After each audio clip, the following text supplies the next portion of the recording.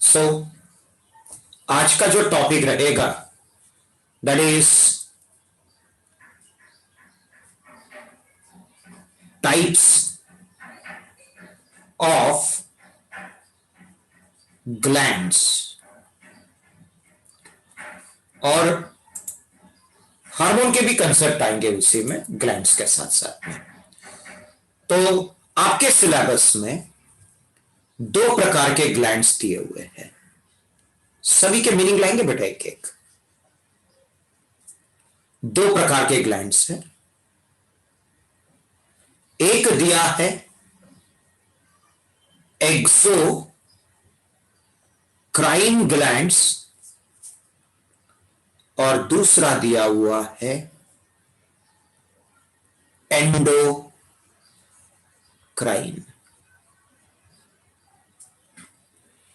Word में ही meaning है बेटा। एक्सो का मतलब होता है आउटसाइड और एंडो का एंडो का मतलब होता है इनसाइड। बस इसी वर्ड में सब खेल है बेटा। जो ऑलरेडी हमने पढ़ चुके हैं उसका एक एग्जाम्पल लेके हम आगे बढ़ते हैं। चलो, तो हमने हमारे बॉडी के अंदर, ये बॉडी के अंदर की बात कर रहा हूं बेटा मैं, ये हमारे बॉडी का कंप्लीट स्किन, ठीक। यहां हमने हाइपोथैलेमस, ब्रेन वगैरह पढ़ाया था बेटा, और यहां हमने पिट्यूटरी ग्लैंड पढ़े थे अगर आपको याद होगा। अब पिट्यूटरी ग्लैंड से अपन ने पढ़े थे अलग अलग हार्मोन निकलता है। एक हार्मोन याद होगा हमने ऑक्सीटोसिन पढ़े, जिसका इफेक्ट यूटेरस पे होता है। दूसरा हमने पढ़े थे एडीएच, जो अपना इफेक्ट किडनी पे दिखाता है। कुछ ही एग्जांपल लेता हूं बेटा, पूरा एग्जांपल नहीं लेता हूं क्योंकि उतना बनाना मुश्किल भी है।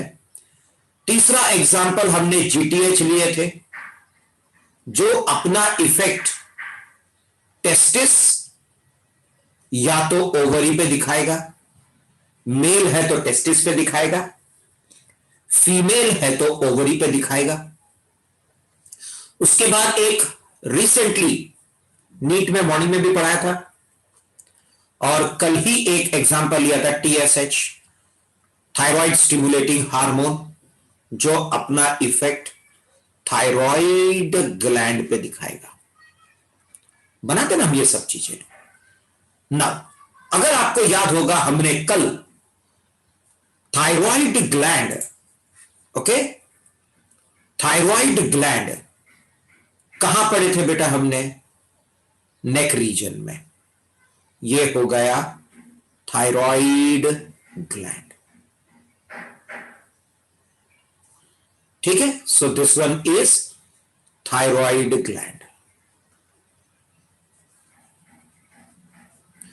फिर उसी के कंटिन्यूएशन में नीचे नीचे नीचे जाएंगे तो यहां पे रहेंगे किडनी,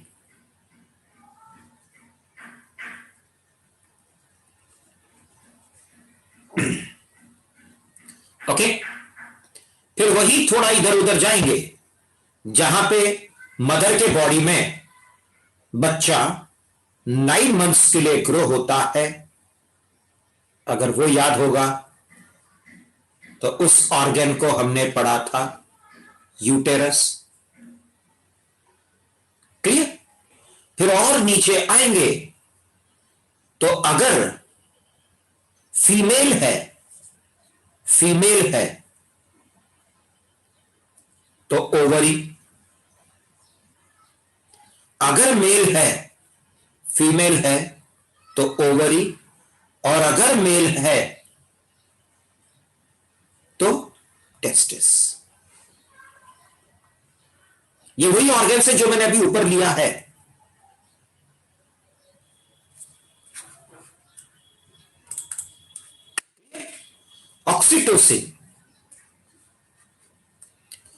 ऑक्सीटोसिन निकलता पिट्यूटरी ग्लैंड से है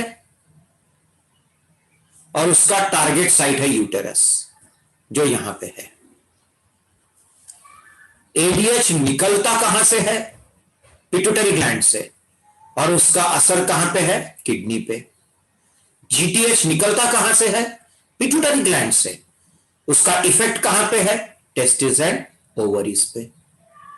टीएसएच निकलता है पिट्यूटरी ग्लैंड से और इफेक्ट कहां पे दिखाता है? थायराइड ग्लैंड पे। अब अपने बॉडी में जितने भी ऑर्गन्स है, सभी के सभी ऑर्गन एक में को कनेक्टेड है with the help of blood vessels. ये ब्लड वेसल है बेटा,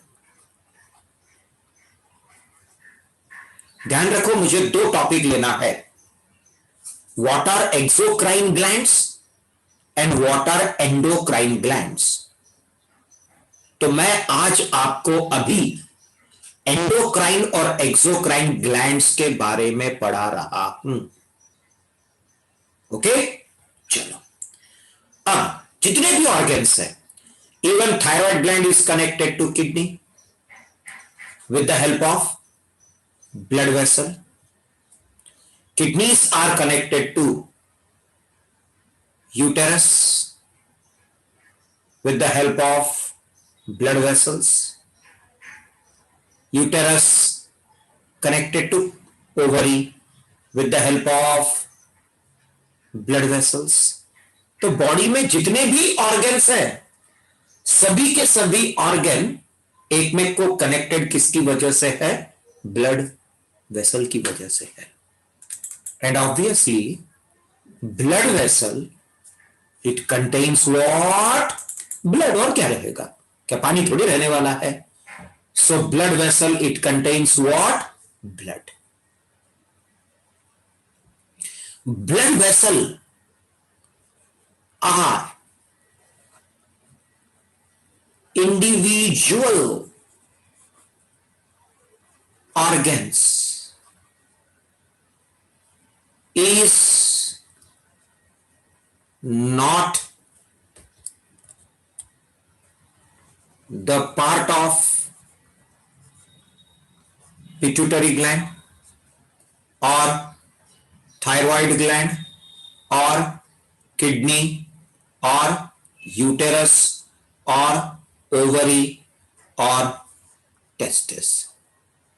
मतलब ये ब्लड वेसल किसी ऑर्गन का स्पेशल पार्ट नहीं है, ये हमारे शरीर का एक इंडिविजुअल ऑर्गन है जो इन ऑर्गन को हेल्प कर रहा है। जैसा हार्ट, जैसा ब्रेन इज एन ऑर्गन, जैसा किडनी इज एन ऑर्गन, जैसा uterus is an organ, liver is an organ, stomach is an organ, ovary is an organ, testis is an organ, blood vessel is also an organ. Endocrine exocrine समझने के लिए blood vessel और मैं जो concept समझा रहा हूं इसको समझना बहुत जरूरी है बेटा। क्लियर? सो ब्लड वेसल हमारे शरीर का एक इंडिविजुअल ऑर्गन है, किसी दूसरे ऑर्गन का हिस्सा नहीं है। जैसा सभी ऑर्गन वैसा ये भी ऑर्गन। क्लियर? जैसा सभी ऑर्गन वैसा ये भी organ. So blood vessel is an individual organ and blood vessel contains what? Blood. ये जो पिट्यूटरी ग्लैंड ने, जो अभी अपन देखो, मैं शरीर के पूरे हार्मोन्स तो काउंट नहीं कर पाऊंगा, अब कंसेप्ट समझने के लिए हमको कहीं ना कहीं लिमिटेशंस तो रहेंगी, तो मैंने कुछ ही हार्मोन लिया। एग्जाम्पल भरपूर है, देता हूं मैं बहुत सारे एग्जाम्पल तुमको। ओके, अब ऑक्सीटोसिन कहां से निकला? पिट्यूटरी ग्लैंड से। एडीएच कहां से निकला? पिट्यूटरी ग्लैंड से। जीटीएच कहां से निकला? पिट्यूटरी ग्लैंड से। टीएसएच कहां से निकला? पिट्यूटरी ग्लैंड से। तो पिट्यूटरी ग्लैंड ने अपने पूरे हार्मोन ब्लड में छोड़ दिया, मतलब ब्लड में ऑक्सीटोसिन भी है, एडीएच भी है, जीटीएच भी है, टीएसएच भी है। अब ये ऑक्सीटोसिन अपना इफेक्ट कहां पे दिखा रहा है बेटा? यूटेरस पे, बराबर। Oxytocin is showing, will show its effect on uterus, but the oxytocin from pituitary gland is not carried directly to the uterus, क्योंकि ब्लड वेसल किसी एक ऑर्गन का हिस्सा थोड़ी है, वो उसका खुद का पार्ट थोड़ी है। तो अगर उसको ब्लड वेसल की मदद लेनी होगी तो ब्लड वेसल जहां जहां जाएगा वहां वहां उसको जाना होगा। चलो एक एग्जांपल देता हूं मैं। अगर किसी भी पर्सन को नागपुर से अगर बॉम्बे जाना है और अगर ट्रेन में बैठ के जा रहे हैं तो क्या पूरे ट्रेन में मैं अकेला जाऊंगा क्या? नहीं। अगर मुझे यहां से बॉम्बे जाना है तो ट्रेन जहां जहां जाएगी वहां वहां मुझे जाना पड़ेगा।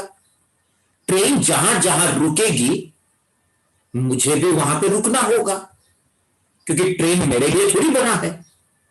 ट्रेन तो एक व्हीकल है सभी के लिए, सभी के साथ मैं भी चढ़ा, तो पुणे में रुका तो मुझे भी रुकना पड़ेगा।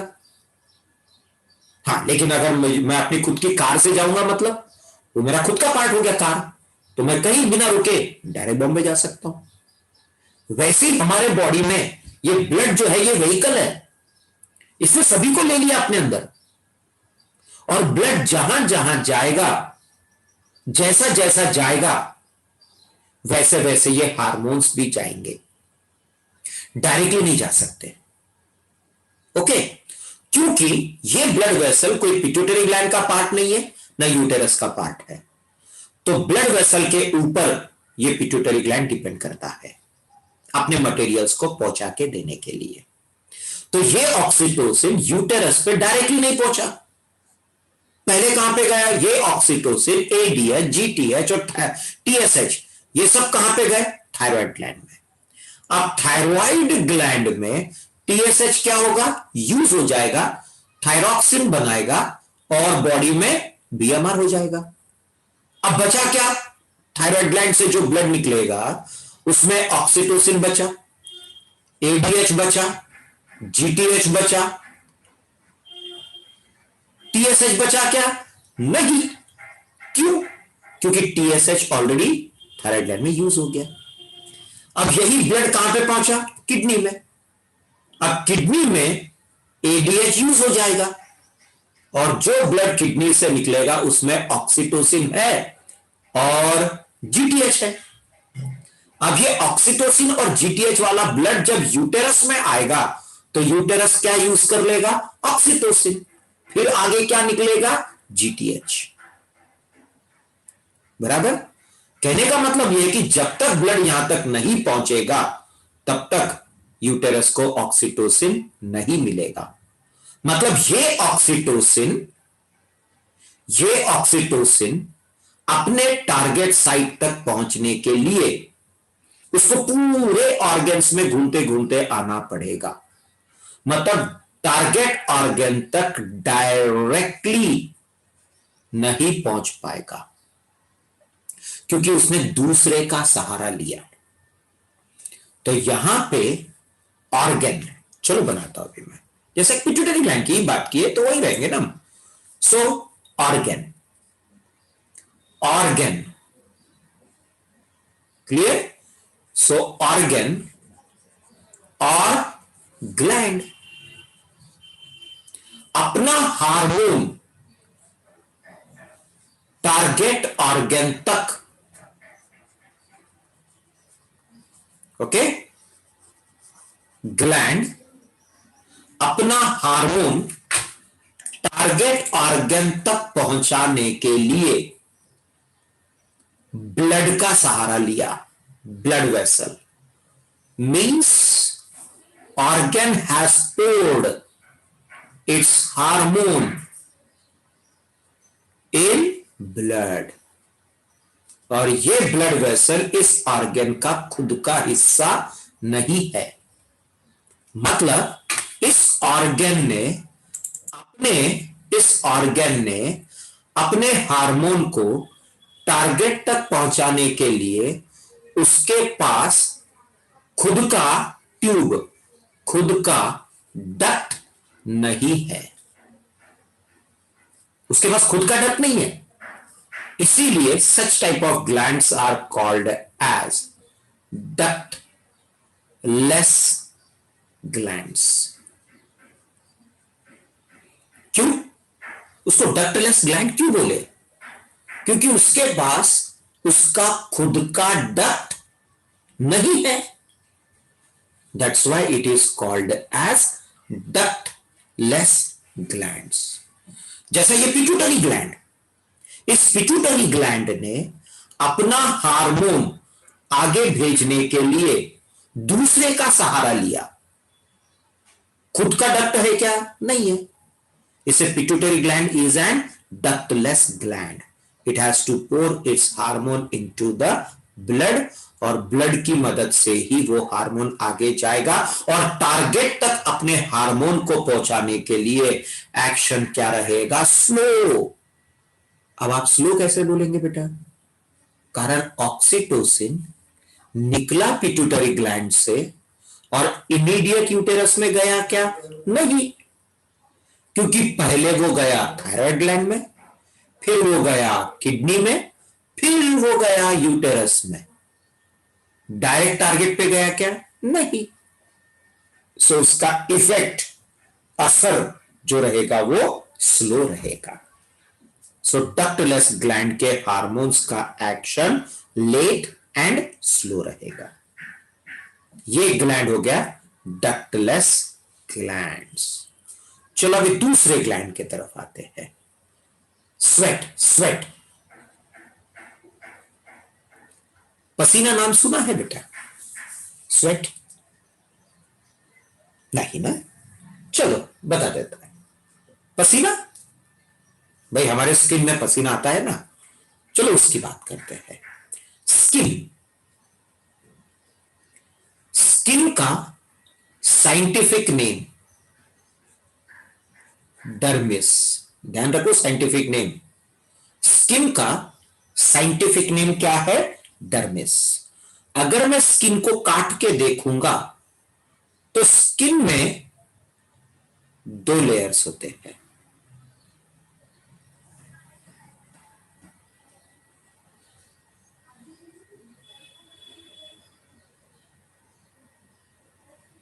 ठीक, इसमें तो बाल होते हैं। यह आज का टॉपिक नहीं है, तो इस वजह से हम इसको कुछ डिटेल्स नहीं पढ़ेंगे इसके बारे में। तो ये हो गया हमारा हेयर। ठीक है, अब हमारे स्किन में, स्किन का साइंटिफिक नेम क्या है बेटा? डर्मिस। तो स्किन में दो लेयर्स हैं। इसमें का जो अपर लेयर है, the upper layer is called as epidermis. Epi मतलब एबाउ, डर्मिस मतलब स्किन। स्किन का ऊपर का लेयर एपिडर्मिस, और स्किन के नीचे का जो लेयर है that is called as hypodermis. Hypo का मतलब होता है बिलो, एपी का मतलब होता है एबव। ठीक, तो एपिडर्मिस एंड हाइपोडर्मिस। क्लियर बेटा? गुड।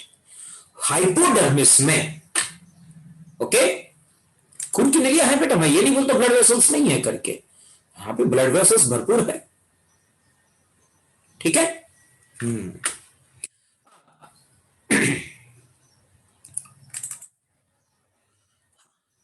अब यहां पे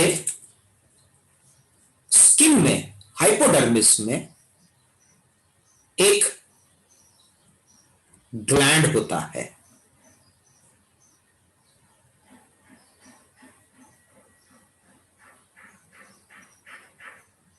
like this.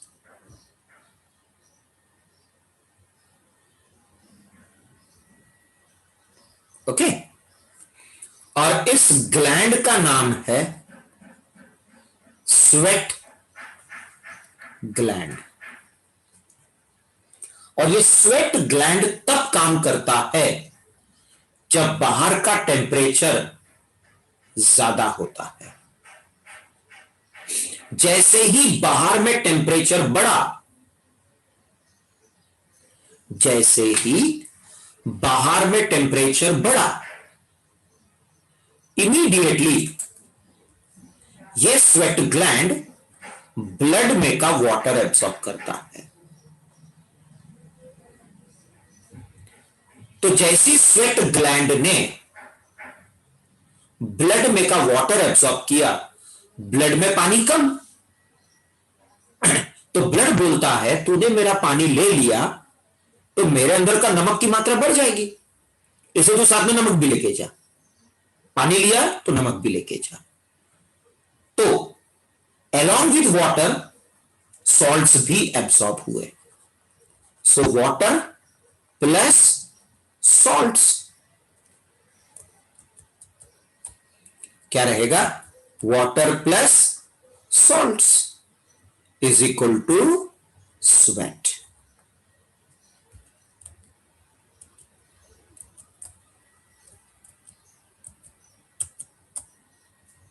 Okay, is equal to sweat.